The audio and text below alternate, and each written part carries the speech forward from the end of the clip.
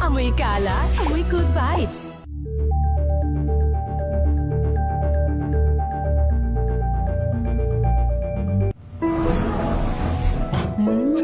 Amoy forever. Amoy LQ. Amoy new kalat berry blooms. Amoy kalat, amoy good vibes.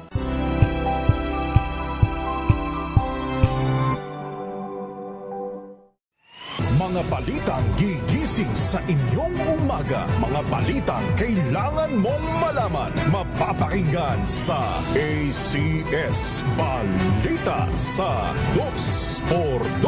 Kasama sina Anthony Taberna at Jerry Baha.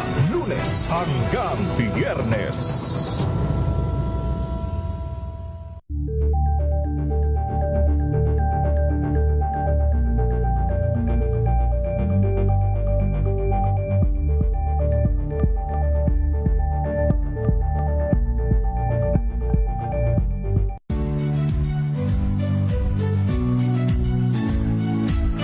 Magandang araw mga kaibigan.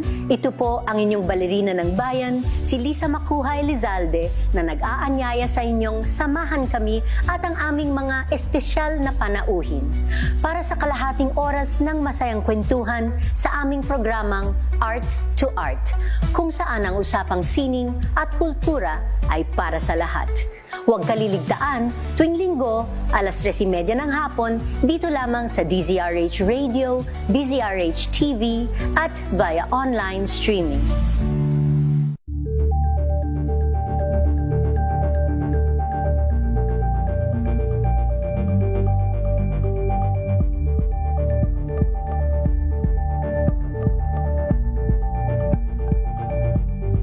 We've got you covered. From the hottest hits, exclusive interviews, kilig to the bones fan meet experience, and hataw performances of your favorite stars. Saturdays, 12 noon, dito lang sa DZRH TV.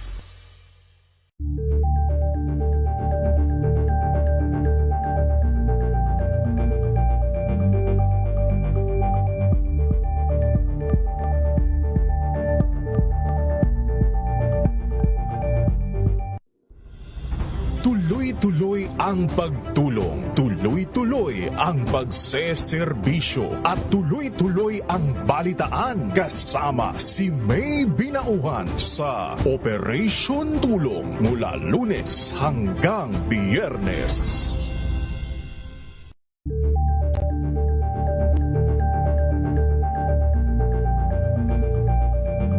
Maagang balitaan, maagang usapan sa mga issue at balita kasama si Kuya Angelo Palmones sa Magandang Umaga Pilipinas mula Lunes hanggang Biyernes.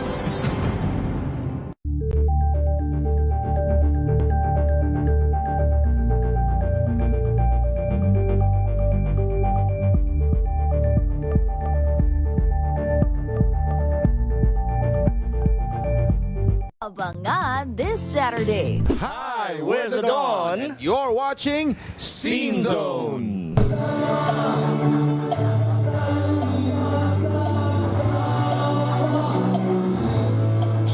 Ang legendary OPM band, 40 years na sa industriya. Kasabihan kasi, music keeps you young. Although sinasabi ko lang yan, na medyo sumasakit yung likod ko ngayon. Ang Salamat Hitmakers, sumabak din sa noon o ngayon gay. Mas malaki pa bang placard? Para... Same eh. Yeah, ngayon.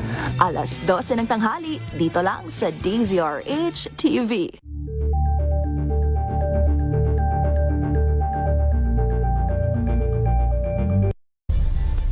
Nagsimula sa pangarap hanggang sa maabot ang tagumpay. Iba't ibang kwento, iba't ibang mukha ng atletang Pilipino. Mas pinatindi, mas pinalakas, at mas pinaaksyon sa Match Point tuwing Sabado, 12:30 ng tanghali sa DZRH TV.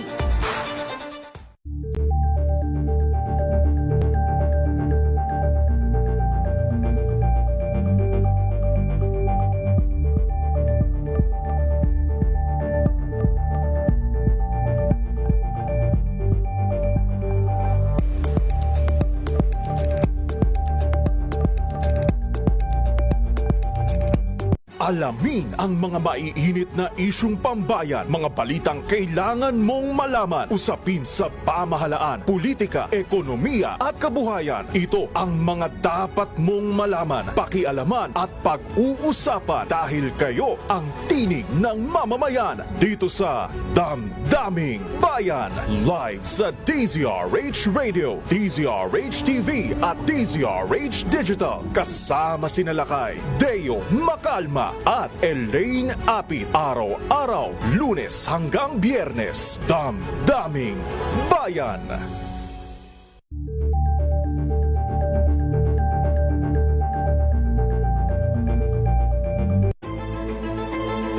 Pakikinggan ang bawat panig. When you fight for justice, think about the queer people. Kung hindi kami magkukwento, sino ang magkukwento para sa amin? Ang mga panawagan, ipababatid. Hindi talaga ito masusing pinag-aralan ng gobyerno. The women who are beaten and abused. It's time to listen to their voices. Tunghayan ang iba't ibang boses, mga kwento mula sa iba't ibang anggulo. Dito lang sa Point of View. Mapapanood tuwing linggo, alas 12 ng tanghali sa DZRH TV.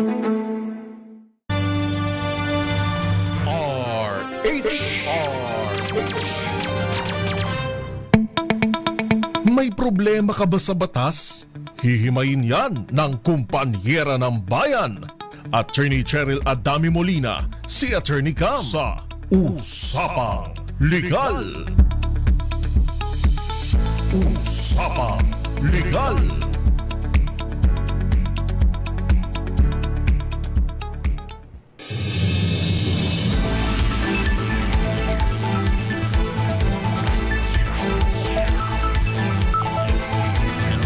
Magandang gabi po Luzon, Visayas and Mindanao. Welcome po sa programa ng DZRH Usapang Legal. Kasama na po yours truly, ako po si Attorney Cam. Mapapanood po kami live po sa my Facebook. Hanapin nyo lamang po DZRH News o kaya naman po DZRH News Television or sa YouTube din po DZRH TV 4K live stream. Kamusta po kayo? It's Friday. Friday today. Mga excited na sa weekend. Ayan, yung mga excited na, nandun na, naka-Honda na. Yung iba, Honda daw, alas 5 pa lang, nakapila na dun sa kanilang mga time in, time out. Okay lang yan. Lalo kapag halimbawa may nag-aantay sa'yo doon sa iyong bahay, sa iyong tahanan. Okay lang maging Honda. Pero ang pag-uusapan po natin ngayon, may kinalaman po sa extrajudicial settlement of estate. Ayan, sa mga magkakapatid na nag-aaway-away, na hindi po nagkakasundo-sundo, ayan, at gusto nang pagparti-partihin o kaya naman i-allocate no, sa isa nilang kapatid ang property na naiwan ng kanilang parents.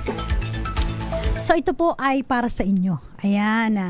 Alam nyo naman po na kapag pinag-uusapan po ang real properties, ito po yung mga ari-arian na hindi natin kaya itulak. O yung mga immovable properties like for example, yung lupa, bahay, mga condominium, apartment, house and lot, ayan. So yan po ay yan mga real properties kung saan usually po no yung pagmamay-ari ay hindi agad na itatransfer, lalo na kapag biglaan no, yung pagkamatay ng mga magulang o kaya naman yung may-ari ng property, yung tinatawag nating decedent. Ano po? Ano ba ang gagawin kapag halimbawa napabayaan, nakatiwangwang yung lupa, tapos hindi napakinabangan ng ilang taon ng mga heirs, pero ngayon parang gusto na nilang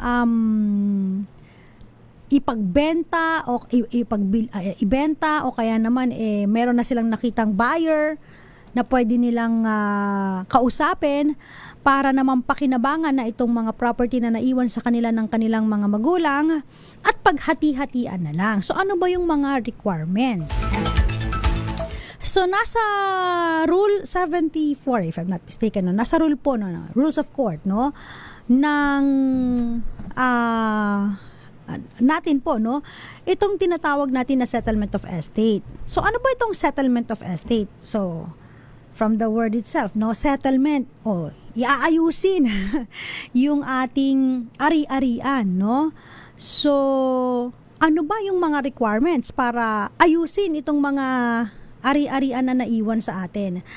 Alam niyo po kasi, yung mga properties, pag may namamatay po na may-ari ng properties, required po na isettle yung estate. Bakit? Okay, ang estate tax po, so ito po yung buwis na binabayaran.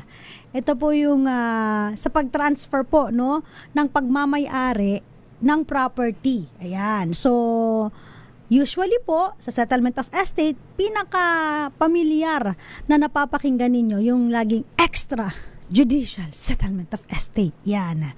Meron pa bang iba? Of course, dalawa po kasi yan. So, meron ding judicial settlement of estate. So, anong pinagkaiba nila? Ang lagi natin napapakinggan, yung extra. Ano ba yung extra? Extrajudicial settlement of estate. So, ibig sabihin yan, pag extrajudicial settlement of estate, no? Hindi na po direkta, no? Na kayo ay kailangan mag-file sa korte para ayusin, isettle yung mga ari-arian na naiwan ng isang decedent, no? So, kung wala po siyang naiwan na will o huling habilin, last will and testament, no, kung tawagin natin, at wala siyang naiwang utang, yan, pwede po kayong mag-execute ng extrajudicial settlement of estate provided na yung mga heirs o yung mga tagapagmana ay nag-a-agree. Ibig sabihin, yung i-execute ninyo, lahat kayo pumapayag kung ano ang nasusulat doon sa extrajudicial settlement of estate, no? So, yung mga iba po kasi, ang problema, kaya tumatagal po itong execution ng mga ganitong dokumento, yung mga documents, kasi hindi po nagkakasundo-sundo ang mga magkakapatid. Sad to say, no, realidad ng buhay. Talagang ganun eh. Pagdating sa lupa, parang lagi tayong kalaban natin ang bawat isa, no? Kayong mga magkakapatid na dati nung kayong mga bata pa, nag-e-enjoy pa sa buhay, hindi pa kayo magkakaaway. So, ayos pa ang inyong relasyon. Pero kapag halimbawa nagkaroon na ng mga asa-asawa, naging magkakalayo na, tapos meron ng mga samaan ng loob, etong extrajudicial settlement of estate, hindi na kayo magkasundo-sundo. So, nadidelay. At tandaan ninyo, hanggat hindi kayo nagkakasundo-sundo, ano yan ha? Gagana rin dyan yung mga penalty and surcharges kasi tagal ninyong hindi inasikaso, no? So, kailangan, again, kayong mga tagapagmana, kayong mga heirs ay magkasundo-sundo bago mag-execute ng extrajudicial settlement of estate. Otherwise, kung hindi kayo magkakasundo, so doon tayo sa pangalawa, sa judicial settlement of estate. Marami nagsasabi, pag lumalapit sa atin Attorney, anong gagawin namin? Kasi gusto na naming makinabang dito sa lupa, sa property ng pamilya namin. Ang nakikinabang lang yung panganay namin. Ang nakikinabang lang yung paboritong anak. Ang nakikinabang lang yung bunso namin. Mga ganyan, mga questions. Ano po?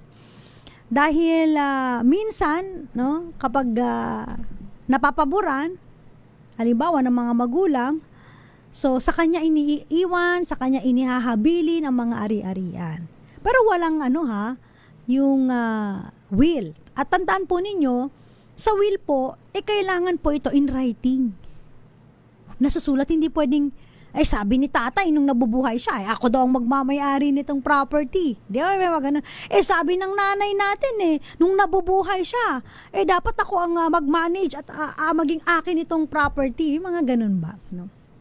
Wala namang last will and testament o kaya yung hindi naman naisulat, no? Yung mga ganung habilin. At kahit may habilin siya na ganun, sa batas po natin, meron lamang pong portion na pinapayagan ang isang may-ari ng property, no, na nagagawa ng last will and testament, kung saan meron lang pong free portion. Yung free portion na yun lang yung allowed na kanyang ipamigay. Kasi nakalagay sa batas na nire-reserba na yung half, no, almost yung half nung property doon sa mga tagapagmana, doon sa mga heirs. Ang problema po, no, yung mga iba, akala nila basta hinabilin, kanila na. Tapos yun na, magkakaaway na sila. Pag mga ganito po, sabihin nyo po dun sa kapatid ninyo na ayaw magpatalo, na pumunta, kumonsulta sa abogado. Kasi alam nila, no, at mapapaliwanag ng maayos kung ano ba dapat, no, ang share ng magkakapatid. Kasi kung wala po yung last will and testament, kayong mga magkakapatid, kayo po ay magmamana ng pantay-pantay. Walang lamangan. Unless, meron po sa inyo na i-waive yung kanyang share in favor of the other heir. So, ganun po siya. Okay, walang lamangan, walang paborito dito, walang pangapanganay, walang bunso-bunso unless may last will and testament. Tapos yung free portion, doon ibinigay sa paborito, sa bunso, mas malaki yung share na makukuha niya. Pero not entire estate ay mapupunta sa kanya. So, ganun po yan. The only way lang po na hindi kayo maka-receive ng mana, kahit ikaw ay kasama doon sa mga compulsory heir, kapag ikaw po ay na-disinherit. So, may mga grounds po para i-disinherit, no, yung mga tagapagmana para hindi sila kuha ng kanilang share. Alam niyo po, ang batas natin, no, pinapayagan po ang magmay-ari ng property na either habang nabubuhay siya, i-enjoy niya yung property, i-dispose niya ang property, ibig sabihin, ibenta niya, bahala siya sa gawin, basta sila yung nagmamayari ng property or siya yung nagmamayari ng property. Now, kung halimbawa ipapamana niya, so it's either gumawa siya ng last will and testament or knock on wood, kasi hindi naman natin alam ang buhay at hindi naman natin ugali na mag-iwan ng mga last will and testament, hindi ba? So, ang magmamana yung kanyang mga tagapagmana. So, in-equal, pantay-pantay. So, yun ang presumption lagi, no? Na walang will, ano yan? Pantay-pantay yan. Pag may will, teka lang, sino ang mas nakakalamang dyan? So, yun po yun. Paano naman po, attorney, kung halimbawa, mag-isa lang siyang tagapagmana, wala nang iba? Ang tawag natin dyan, paldo.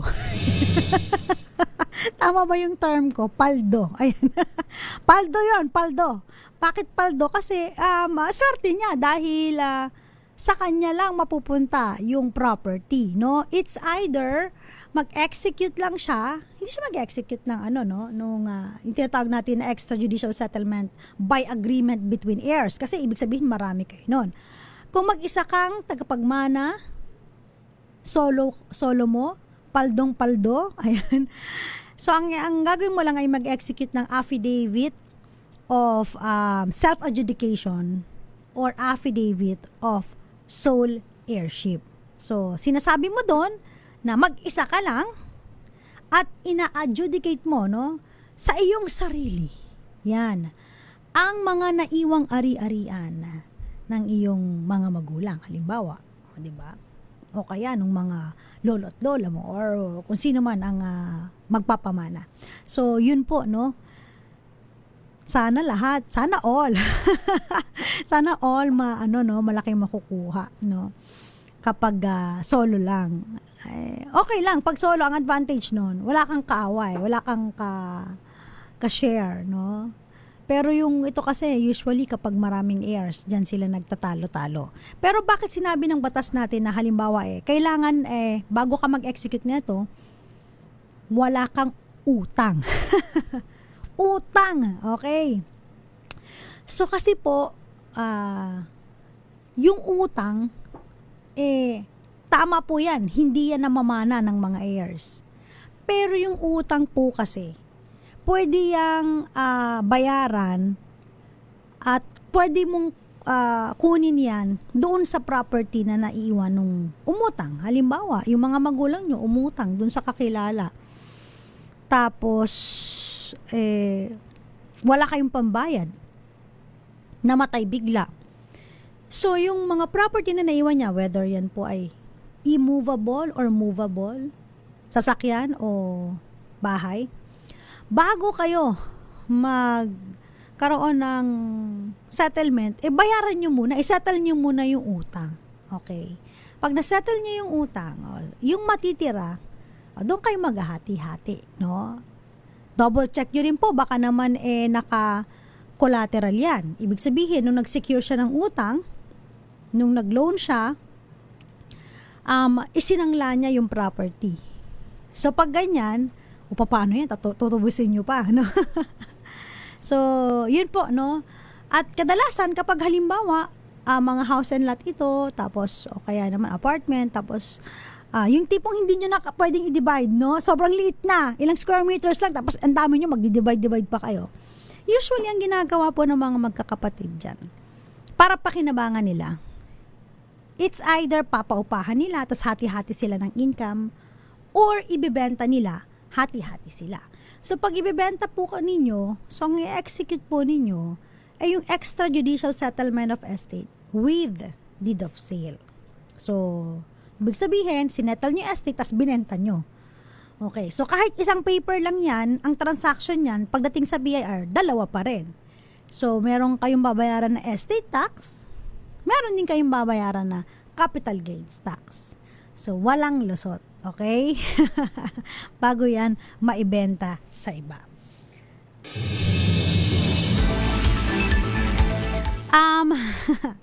Sabi ni Teresita, tama po ito. Yung nakikinabang sa property, minsan yung nakapwesto, yan po yung mga ayaw pumirma ng extrajudicial settlement of estate. O kaya naman, kadalasan po, yung mga may hawak ng titulo, ay nako, tinatago pa ang titulo sa mga kapatid. At ayaw pumirma ng extrajudicial settlement of estate at binibenta sa iba yung property. May danger po yan. So yung mga buyer na nakikinig ngayon, na gustong bumili ng property, pero ang property ay nakapangalan pa sa mga namatay na. Oops! Meron po kayong dapat due diligence na i-exercise bago bilihin yung property na yan. Shout out po muna tayo. Ayan, magandang gabi po at maraming salamat sa patuloy na pakikinig. Shout out po kina Ivy, kina Dennis Seco, Ivy Gutierrez, Modesta Pantaleon. Hi daw po. Happy birthday kay Eduardo Pantaleon, Josephine Garimbao, Jerry Sumagaysay. Belated happy birthday din kay Miss kay JO2 Karil Sarmiento, dyan po sa may Vira Catanduanes. Romel Libid, Raul Leido, may question si Raul, sagutin natin yan mamaya, Raul. And shoutout din po kay Papa Will and Mama Jovita and kay Tita Connie po ng Virac. And Henry Dolohan, magandang gabi po. Sama na natin yung mga iba pang nanonood sa atin sa may DZRH News Television at sa may YouTube. Meron po akong TikTok account, hanapin nyo po, pwede nyo pong makita. ATTYCAM. Sometimes po sumasagot si Attorney Campo pag may mga questions and pag nakaka-LL tayo, pag nakakaluwag-luwag ng schedule. Maya Bell, magandang gabi, and Evitz Escueta. Babalik po tayo, ilan po munang mga paalala Diyan lamang po kayo. Sa mga magkakapatid na nag-aaway at hindi pa nakakapagsettle ng estate, para sa inyo to. Ako po si Attorney Cam para sa DZRH Usapang Legal. Oras po natin, 3 minuto bago sumapit ang 7:00 ng gabi.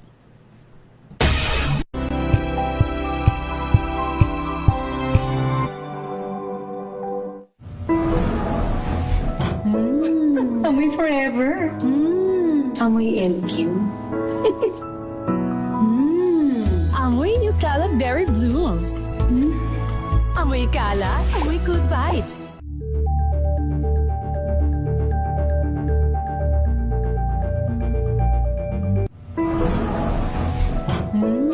Amoy forever.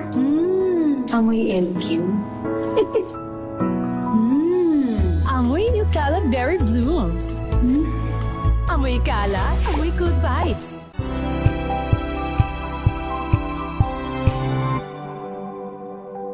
Curious ka ba sa maraming bagay?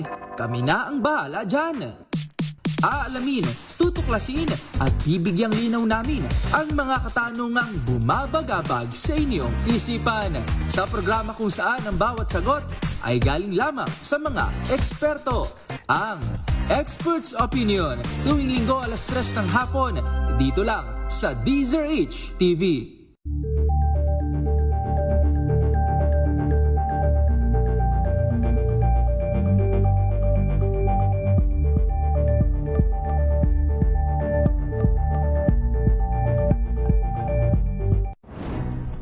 Good vibes ang hanap mo? Dito ka na sa sigurado! Mula sa mga istoryang nagbibigay ng inspirasyon hanggang sa mga kwentong may dalang solusyon. Mga balitang pampagaan ang pakiramdam at pampaganda ng araw. Hindi lang ba sa good news, kundi the better news. Mula Lunes hanggang Biyernes, 1:00 ng tanghali sa DZRH TV.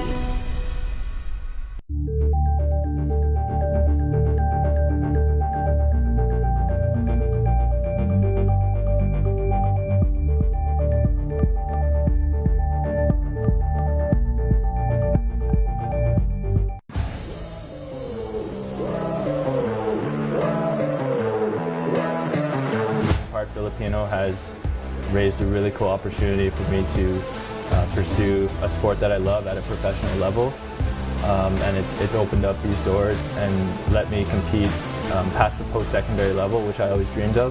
It was just that feeling of, okay, like the dreams have turned to reality. There's no looking back now. You know, I'm just excited to eventually get the chance to lead the offense, and when I do get that chance, hopefully fans are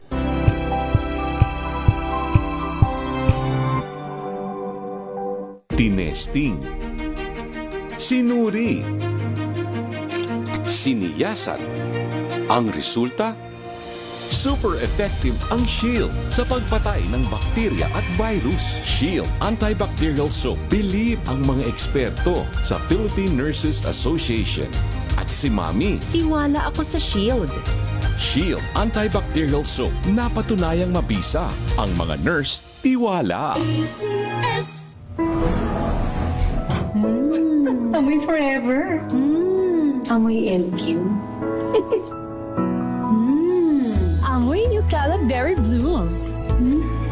Amoy kalat, amoy good vibes. Sa lahat ng bagay, simula pa lang, siguraduhing max protection na.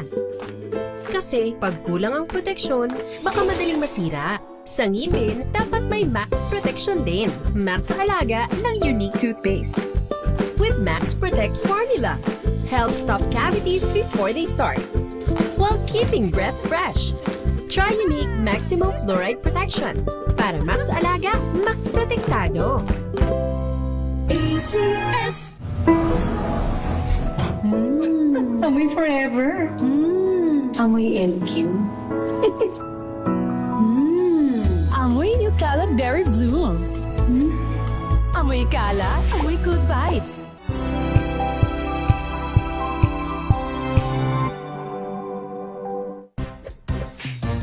Ang galing-galing mo! Smart dishwashing paste ko! Pritong ulam na masebo, plato ng kaldero.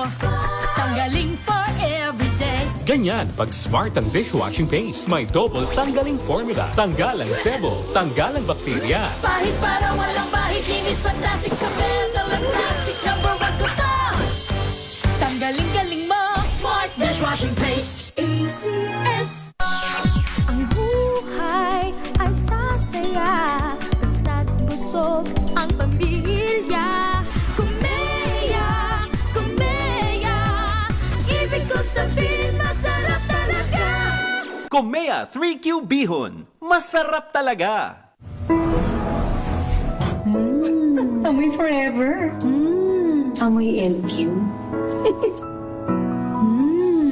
Amoy Nutella Berry Blooms.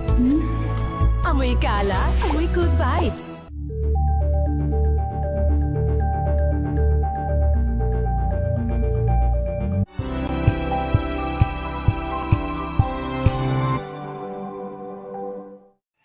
Mga balitang gigising sa inyong umaga. Mga balitang kailangan mong malaman. Mapapakinggan sa ACS Balita sa 2x2. Kasama sina Anthony Taberna at Jerry Baha. Lunes hanggang Biyernes.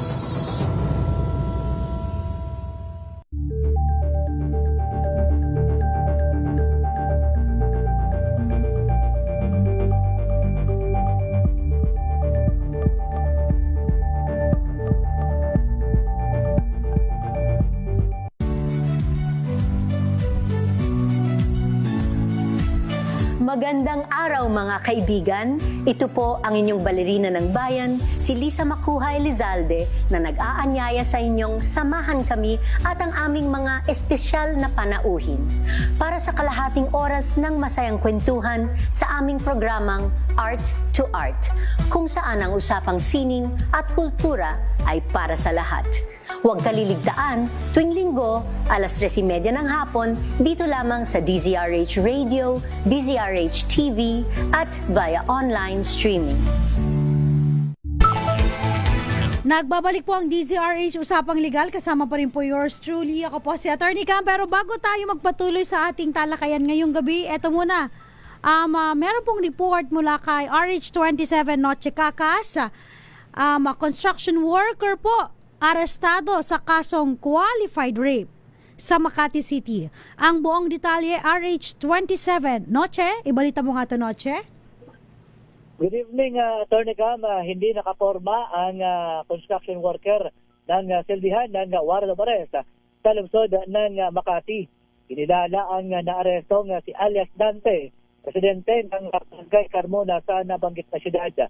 Ayon sa pulisya, station level, top 3 most wanted person si alias Dante sa kasong qualified rape sa syudad. Pinusasan sa isang coordinated law enforcement operation ang akusado sa Palapala Road, Dasmariñas City.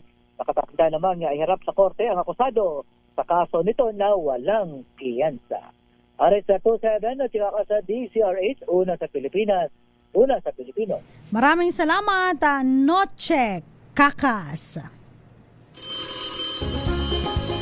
Makinig maigi!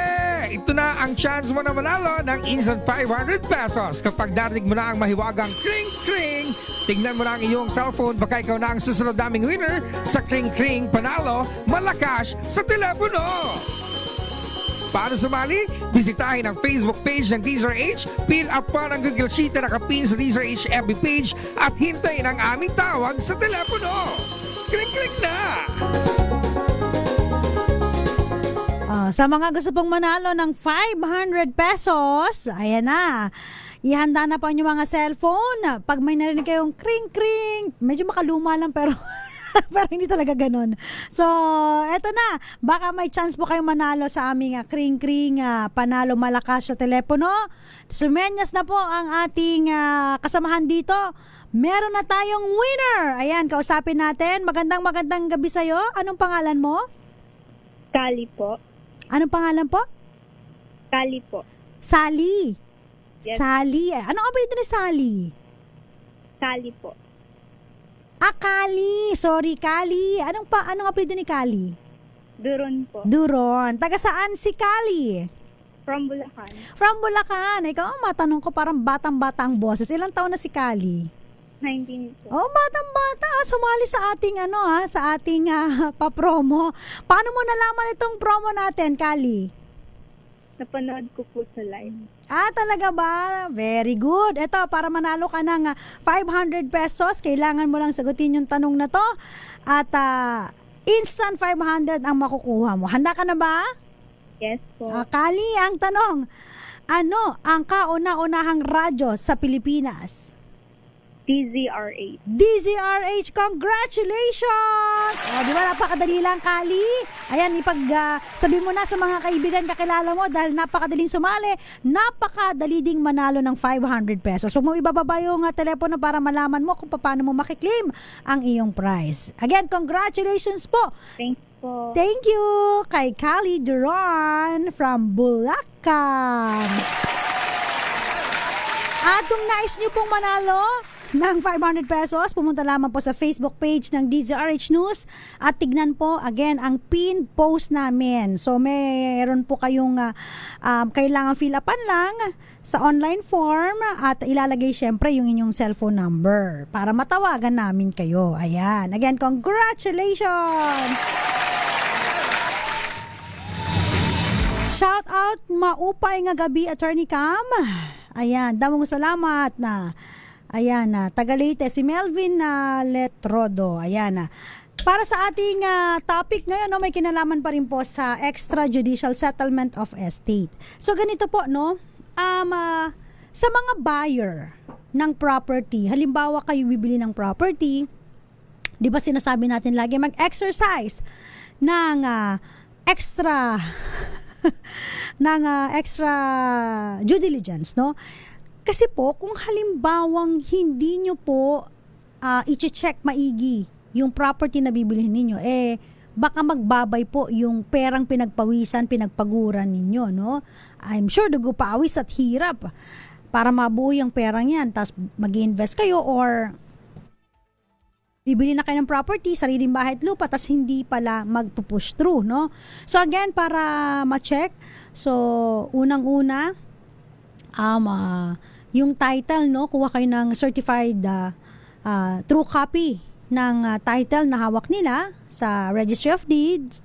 And syempre, kailangan po na makita nyo yung kung sino po ang possessor ng property, sino bang nakapwesto doon, baka iba, no? And yung sinasabi natin na kailangan po nakikipag-deal po kayo sa may-ari ng property. Except otherwise, kapag may SPA, Special Power of Attorney, and even if may Special Power of Attorney, kailangan i-check nyo pa rin po kung siya ba ay talagang merong authority na ibenta at tumanggap ng payment. Tandaan po ninyo, no, kung may SPA yan, check nyo po kasi baka meron lang siyang authority to sell pero wala siyang authority to receive payment. So magkaiba po yun. So kailangan i-check mabuti yung SPA. So, paano po kung halimbawa, nakikipag-deal kayo sa mga anak? Kasi po, yung may-ari po ay matagal nang yumao o matagal na pong pumanaw. So, ito, ang danger dyan. Yung mga buyer po, minsan po kasi hindi sila kumukonsulta sa abogado. Pagdating sa mga ganito pong bentahan, maigi po yung magpa-consult po kayo, no? Usually po kasi, kakilala lang, trusted friend, ganun po, kaibigan, dun sila nakikipag-usap. At ina-assume nila na itong isa sa mga anak, may karapatang ibenta yung property. Again, kung mag-isa lang yan, na nakikipag-deal ka, i-check mo kung meron siyang SPA from other co-heirs na pinapayagan siya na ibenta yung property at mag-receive ng payment. Kasi po, kapag halimbawang bumili ka ng property at alam mo na patay na ang may-ari ng property, ang talagang iisipin mo, teka lang, asan yung mga anak? Ilang kayong mga magkakapatid?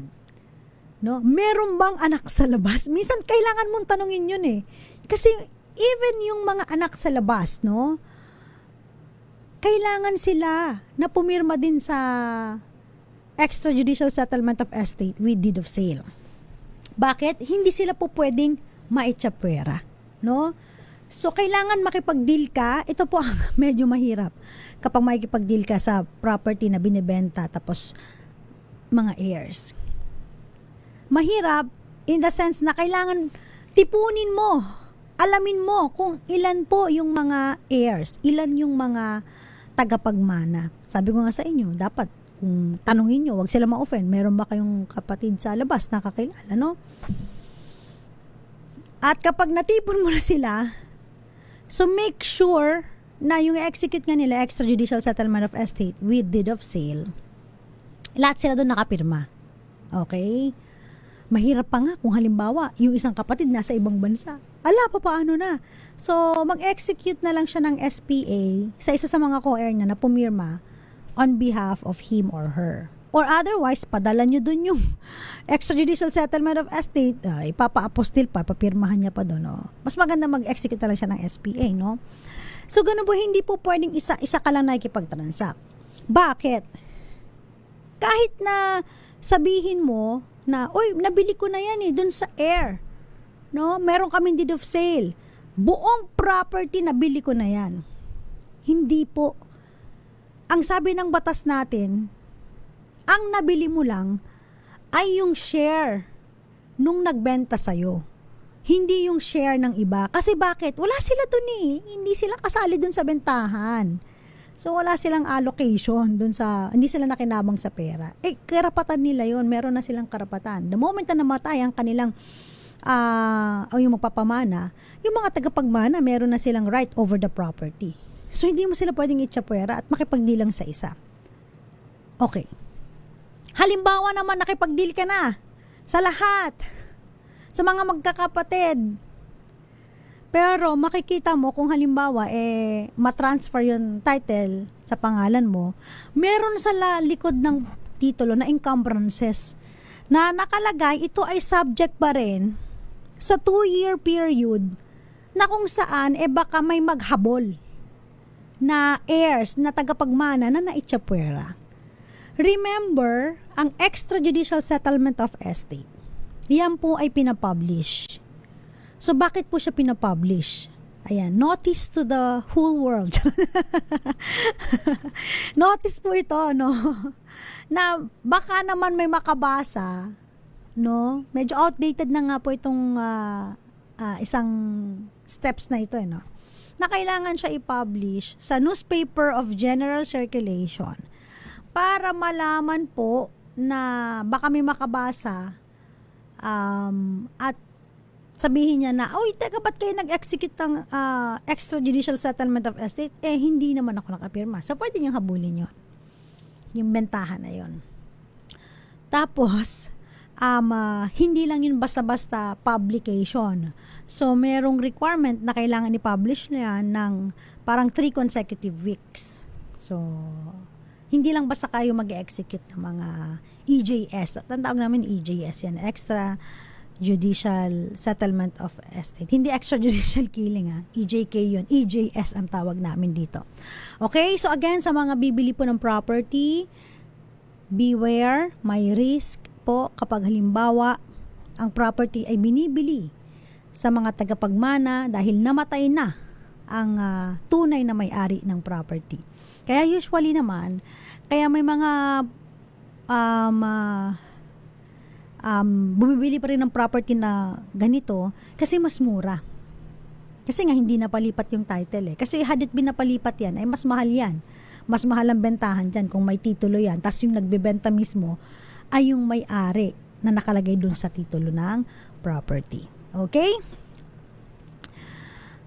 Paano kung hindi nabasa, isang newspaper lang yata ipapublish? Parang parang chance lang talaga na kung may mabasa or wala, pero at least may notice. Kumbaga, na-publish siya. Pinagbigay alam. Mabasa mo man o hindi, basta na-publish siya, okay? Oras po natin, babalik po tayo, ilan po muna mga paalala, dyan lamang po kayo. 16 na minuto makalipas, ang 7:00 ng gabi, kasama pa rin po ako po, si Atty. Cam para sa DZRH, Usapang Legal.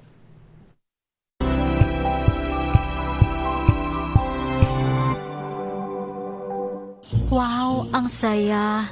Isang barangay na labada, puro Nagmamansya pa! Goodbye, pahinga! Mommy, isang laba lang yan sa Pride Bar Blue.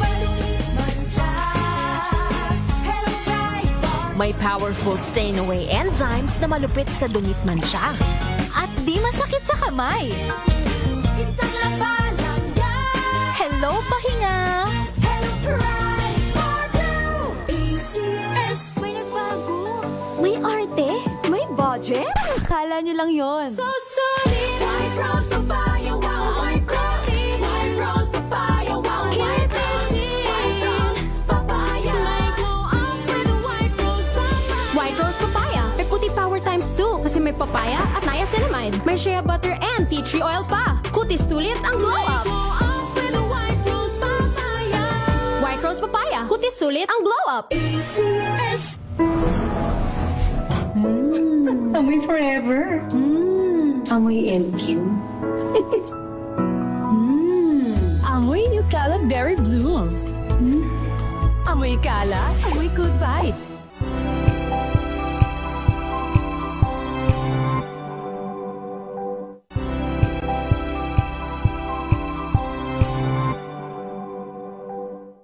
Maagang balitaan, maagang usapan sa mga issue at balita. Kasama si Kuya Angelo Palmones sa Magandang Umaga Pilipinas. Mula Lunes hanggang Biyernes.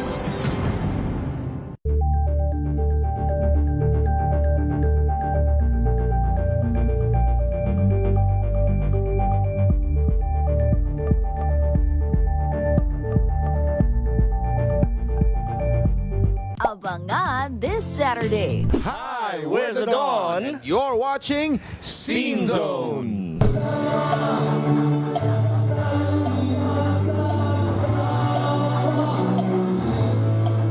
Ang legendary OPM band, 40 years na sa industriya. Kasabihan kasi, music keeps you young.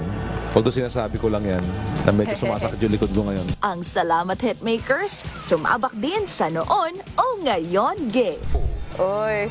Mas malaki pa bang placard? Para same eh. Yan ngayon. Alas 12 ng tanghali, dito lang sa DZRH TV.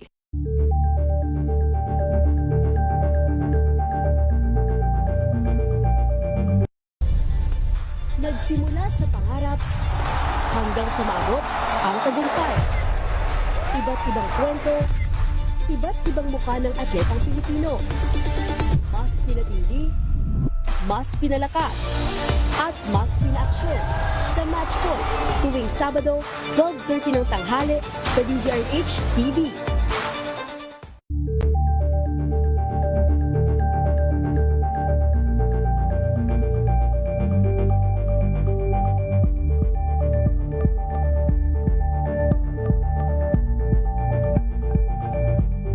Alamin ang mga maiinit na isyung pambayan, mga balitang kailangan mong malaman, usapin sa pamahalaan, politika, ekonomiya at kabuhayan. Ito ang mga dapat mong malaman, pakialaman at pag-uusapan dahil kayo ang tinig ng mamamayan dito sa Damdaming Bayan. Live sa DZRH Radio, DZRH TV at DZRH Digital. Kasama si Nalakay, Deo Macalma at Elaine Apit. Araw-araw, Lunes hanggang Biyernes. Damdaming Bayan.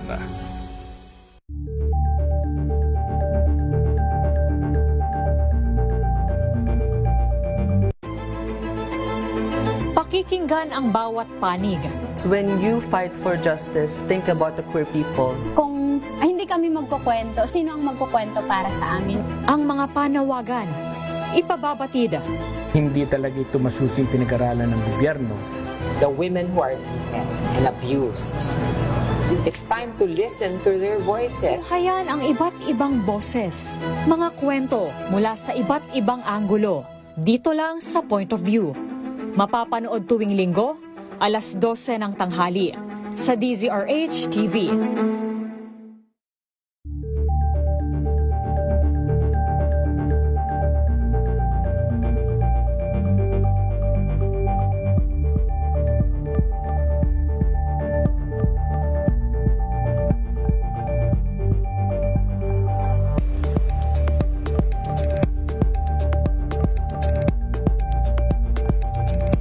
Tambalang Anthony Taberna at Jerry Baha ang gigising sa inyong umaga dahil lalatay ang humahagupit na diskusyon at komentaryo Lunes hanggang Biyernes sa 2x2.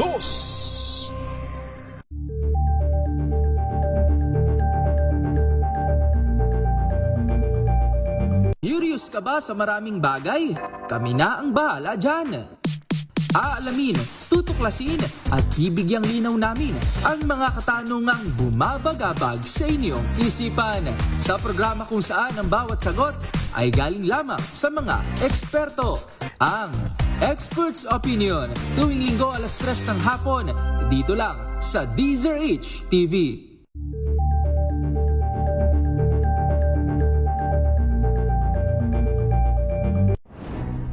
Good vibes ang hanap mo? Dito ka na sa Sigurado! Mula sa mga istoryang nagbibigay ng inspirasyon hanggang sa mga kwentong may dalang solusyon. Mga balitang pampagaan, pakiramdam at pampaganda ng araw. Hindi lang basta good news, kundi the better news. Mula Lunes hanggang Biyernes, 1:00 ng tanghali sa DZRH TV.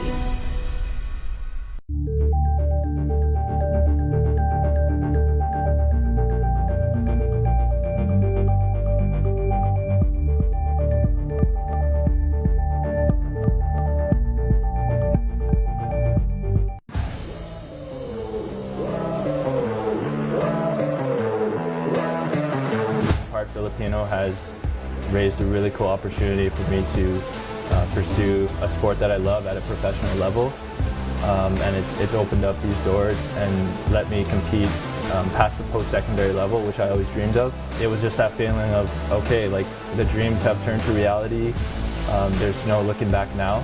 You know, I'm just excited to eventually get the chance to lead the offense, and when I do get that chance, hopefully fans are able to see the joy and the love I have for the game. Hi everyone, I'm Elijah Kim, a professional volleyball player playing for the Crisscross King Crunchers. Catch my exclusive interview only here at DZRH TV Matchpoint. Mabuhay ang atletang Pilipino.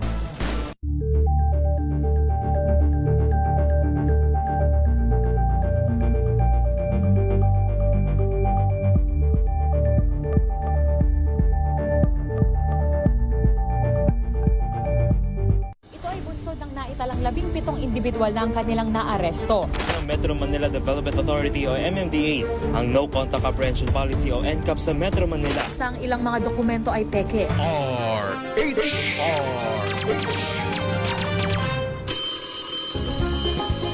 Makinig maigi! Ito na ang chance mo na manalo ng instant 500 pesos kapag narinig mo na ang mahiwagang kring-kring. Tingnan mo na ang iyong cellphone, baka ikaw na ang susunod naming winner sa kring-kring panalo malakas sa telepono. Para sumali, bisitahin ang Facebook page ng DZRH, fill up pa ng Google Sheet na nakapin sa DZRH FB page at hintayin ang aming tawag sa telepono. Kring-kring na! Dahil nag-number 1 daw po ang DZRH at mamimigay pa tayo ng isa pang 500 pesos para sa ating kring-kring promo. Andyan na, sumenyas na yung ating kasamahan. Meron na tayong winner. Tanungin natin, ano pong pangalan nila? Magandang gabi po. Magandang gabi po. Ano pong pangalan? Silver Joy Matining. Silver Joy Matining. Ilan taon na po si Silver Joy Matining? 36 po. Ilan taon po?